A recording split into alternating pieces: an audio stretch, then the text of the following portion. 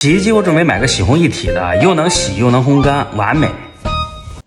洗烘一体机狗都不用，你要用，那玩意儿洗不干净也烘不明白。为啥啊？我家空间有限，又有烘干的需求，你说咋整？洗衣机现在主要就分三大类：单洗、洗烘一体、洗烘分体。烘干功能也是三种方式：冷凝、热泵、分子筛。洗烘一体的烘干方式大部分都是冷凝式，就是用热风猛吹，相当于放个吹风机在洗衣机里，温度能干到90度、100度，伤衣服还吹不干，还没有收集毛絮的地方，你用一段时间就想把它开了。单独的烘干机用的都是热泵式的，可以精准控温40到50度的热风蒸发水分，再用冷风凝结水分把它带走，相当于放了个空调在洗衣机里，不伤衣服，烘干效果还好。热泵烘干也有一体式的，但是贵，性价比就一般。分子筛的效果非常接近热泵，先用吸水性很强的材料分子筛吸走水分，降低湿度，再用50度左右的低温柔风烘干，不伤衣服，烘干效果不错，性价比也很高。所以如果家里空间有限、预算有限，还有烘干需求的，要选洗烘一体机，一定看好这几点。第一，烘干选分子筛技术的，千万不要冷凝式的，还要认准低温烘干呼吁认证、羊毛烘的蓝标和羊毛洗的绿标。第二 ，BLDC 电机技术成熟，可以选，但是噪音大，用久了容易离家出走，有点麻烦。DD 直驱电机机器更稳定，噪音小，但是一定要选大品牌的。